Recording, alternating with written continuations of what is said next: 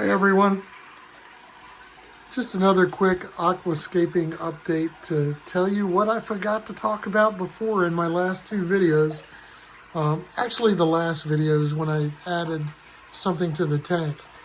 And in some of the Facebook, maybe it wasn't Facebook, but some of the forum posts I asked the question if anybody could figure out what I added to the tank that wasn't in the previous videos. Because I forgot to mention it when I talked about changing this rock out that is hiding my power head, that piece of slate right there in the corner.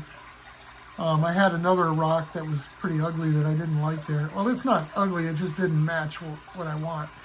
So that's a better option until I find something even better.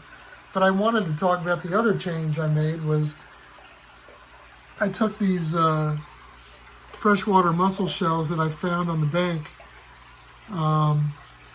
There were obvious pairs. There's 4 of them in there.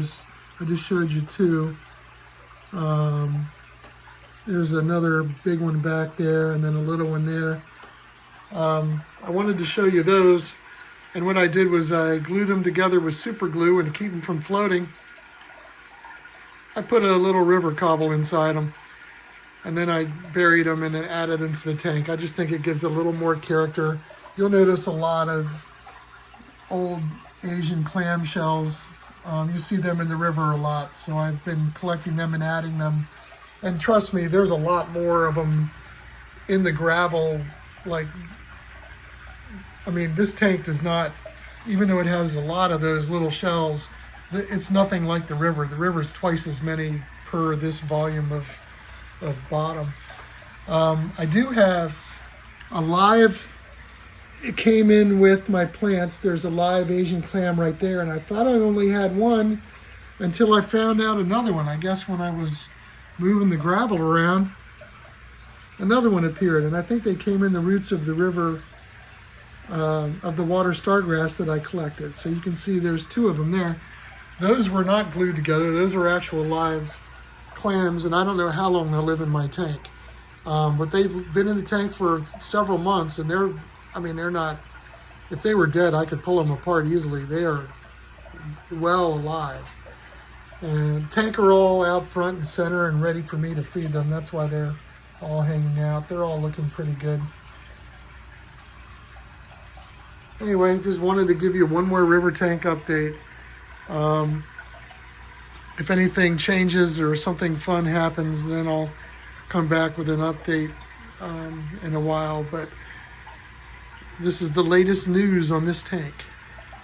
All right, I just fed these guys a bunch of food, so sorry I'm adding a clip to the end of this video. I just wanted to show you something. After feeding time, check out the mountain red belly days, how much they've colored up. Just feeding them makes them happy, and they color up. And you could pretty much say that for some of these other fish too. The stone rollers, everybody's happy because now they're all well fed. The last feeding is always live blackworms. I feed them dry stuff first to try to get the minnows and the dace and the shiners full first. And also in an attempt to get darters to eat some dry food. And of course the river chub eats everything. As far as the darters go with dry food, they spit flakes out, but got these things called Viber bites. I've showed them to you before. They work pretty good. The greenside darters eat it. This big guy loves them. The rainbow darters I've seen them eat a few of them, but most of the time they spit them out. The tessellated darters, sometimes they eat them, sometimes they spit them out. But now I've got the fantail darters eating them regularly without spitting them out. They used to spit them out. There's a couple little fantails there. Right now they're all searching for the blackworms, the live blackworms that I put in there. There's the tessellated darters. So the green sides eat the Viber bites, and so do the fantails. And sometimes the tessellated do. My first tessellated darter I had in this tank lived a long time till I found him. He jumped out of the tank. He was really happy, so I don't know what happened. I guess maybe I spooked him when I was doing cleaning the glass or something, but in any case, it ate regularly the Vibrobite. So I'm thinking that these tessellated darters will all eventually conform to it. And that's good news, because if you go on vacation or something, you want your fish to be able to eat the dry foods because you can put an automatic feeder on. All the other fish will eat anything I put in the tank, all the minnows, shinies, shiners, and the dace. And the stone rollers will, like this guy, they love the live blackworms, the guy he's kind of hiding under the rock back there. And